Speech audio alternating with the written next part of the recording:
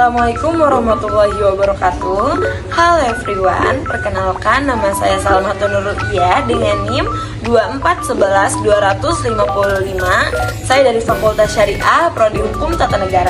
Kali ini saya akan membahas materi tentang pemahaman konsep-konsep manusia.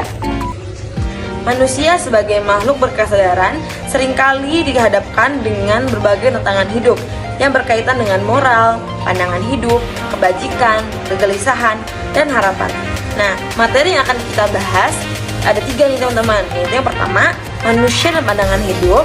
Yang kedua, manusia dan kegelisahan. Dan yang ketiga, manusia dan harapan-harapan. Nah, materi pertama yang akan kita bahas yaitu manusia dan pandangan hidup.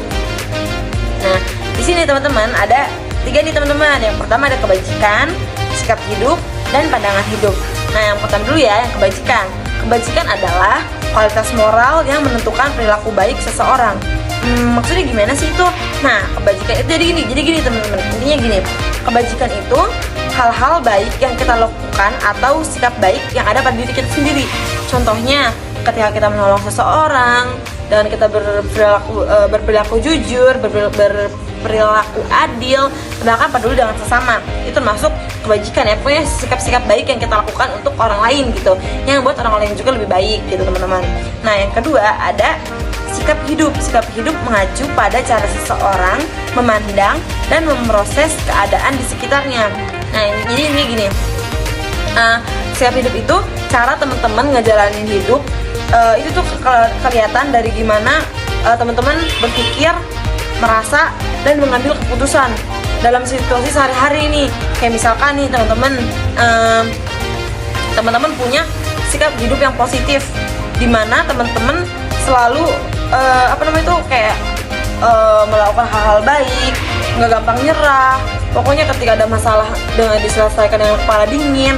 Nah gitu. Terus kayak sikap hidup ini beda-beda teman-teman. Kayak ada yang santai, optimis, atau ada juga nih yang serius dan penuh perhitungan. Nah, selanjutnya ada pandangan hidup. Pandangan hidup adalah kerangka dasar yang mempengaruhi bagaimana seseorang memaknai eksistensi dan peran dalam dunia ini. Nah, jadi gini, kalau pandangan hidup itu cara teman-teman ngelihat dunia dan hidup ini gitu loh teman-teman. Kayak misalnya nih, misalnya teman-teman kalau percaya kalau hidup ini harus selalu berbuat baik, nah berarti pandangan hidup teman-teman nih fokus kebaikan gitu loh teman-teman. Kayak teman-teman mikir, udahlah kayak misalkan ini nih aku untuk kebahagiaan aku sendiri. Nah, ya udah pandangan hidup teman-teman itu berarti kebahagiaan gitu loh. Cara teman-teman memandang kehidupan teman-teman sendiri gitu. Nah, pandangan hidup teman-teman. Pokoknya ini tuh pandangan hidup itu kayak peta atau kompas yang nuntut teman-teman dalam mengambil keputusan dan ngejalanin hidup. Jadi kedepannya teman-teman itu gimana teman-teman berpandangan kepada kehidupan gitu loh. Nah, selanjutnya ada manusia dan kegelisahan. Yang pertama, memahami kegelisahan, keterasingan, kesepian, ketidakpastian. Memahami kegelisahan. Kegelisahan adalah keadaan emosi yang muncul ketika seseorang merasa cemas, tidak tenang, atau merasa terganggu oleh pikiran yang tidak jelas atau situasi yang tidak pasti. Kayak misalkan nih, kegelisahan tuh gelisah dimana teman-teman tuh ngerasa nggak enak, teman-teman ngerasa tidak tenang gitu. Bahkan ketika teman-teman nggak ada apapun, teman-teman ngerasa kayak ya ampun ini kayak nggak tenang banget. Itu adalah kegelisahan dimana teman-teman merasa tidak tenang gitu di hidupnya.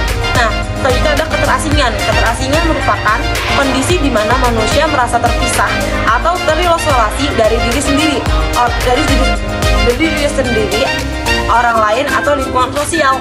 Maksudnya gimana sih? Jadi gini teman-teman, keterasingan itu dimana teman-teman ngerasa diasingkan, dimana teman-teman ngerasa aku nggak ditemenin nih, aku nggak pokoknya kayak gitu ya, merasa terasingkan dengan keadaan yang dimana teman-teman sendiri itu yang misalnya teman-teman sendiri yang menghasilkan itu loh gitu. Dan teman-teman tidak bersosialisasi, itu membuat teman-teman merasa terasingkan, merasa aku mah nggak ditemenin nih, aku mah kok nggak diiniin gitu ya. Nah, selanjutnya ada kesepian. Kesepian adalah perasaan terputus dari orang lain meskipun seseorang mungkin berada di tengah-tengah banyak orang.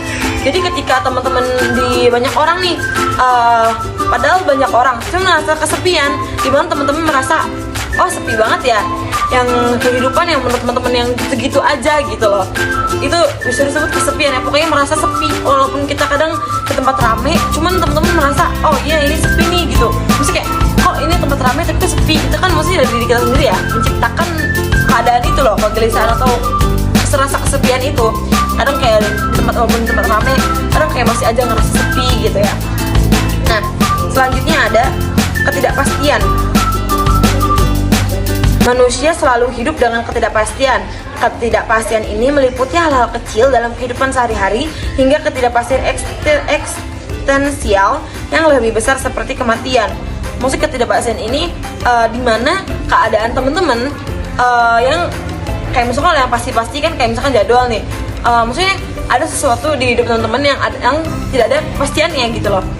Nah, selanjutnya manusia dan harapan.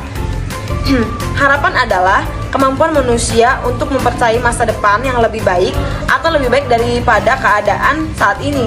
Maksudnya gimana sih teman-teman? Harapan itu mengharapkan sesuatu masa depan dimana ketika kita ada kurang, maksudnya ketika hari ini kita merasa kurang, nah kita tuh pasti mempunyai harapan ingin kedepannya ingin jadi lebih baik teman-teman. Pokoknya harapan itu planning kita ke depannya yang lebih baik gitu daripada sekarang. Kayak misalkan kita kan pasti pada saat ini kita merasa oh iya gitu, kok gini ya, oh ya saya berharap nanti kan maksudnya kejadian yang nanti dimana masa depan yang bakal kita jalanin gitu loh. Tapi maksudnya sesuatu yang kita harapkan yang akan terjadi di masa yang akan datang gitu. Nah, selanjutnya ada sistem kepercayaan. Nah, sistem kepercayaan itu yang pertama nih ada namanya kepercayaan dan sistem kepercayaan. Kepercayaan adalah keyakinan terhadap sesuatu yang dianggap benar atau pasti, baik berupa nilai-nilai moral, prinsip hidup, atau keyakinan religius.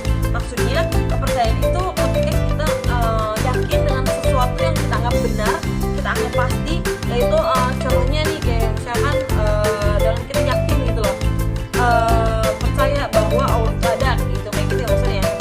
Nah, selanjutnya ada sistem kepercayaan.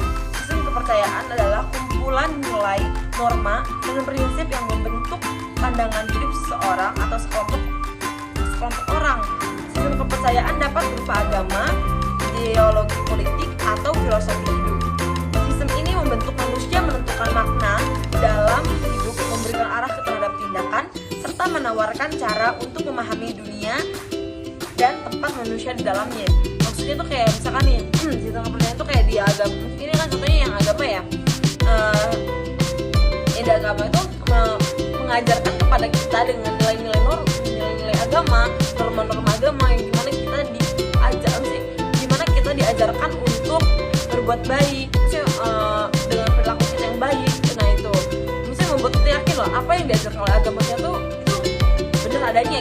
Nah teman-teman, kesimpulan nih, jadi kesimpulan dari semua yang kita bahas tadi yaitu memahami konsep-konsep manusia seperti pandangan hidup, kebajikan, kegelisahan, harapan, dan kepercayaan memberikan wawasan yang lebih dalam tentang kompleksitas kehidupan manusia. Nah, selanjutnya ada kesimpulan. Nah, kesimpulan dari semua yang tadi kita bahas itu memahami konsep-konsep manusia seperti pandangan hidup, kebajikan, kegelisahan, harapan, dan sistem kepercayaan memberikan wawasan yang lebih dalam tentang kompleksitas kehidupan manusia.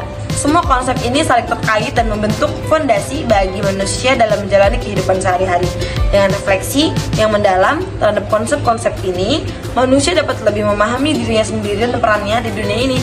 Jadi membuat teman-teman tahu loh peran teman-teman tuh dalam dunia ini apa gitu loh. Kayak kita tahu nih, kayak tadi aja nih, kayak misalkan kita tahu kegelisahan, tapi kegelisahan itu apa sih? Tapi kita tahu gitu.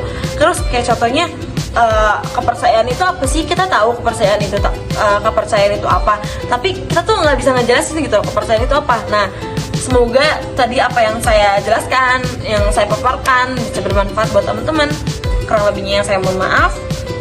Wassalamualaikum warahmatullahi wabarakatuh. Bye bye. Jangan lupa like and subscribe.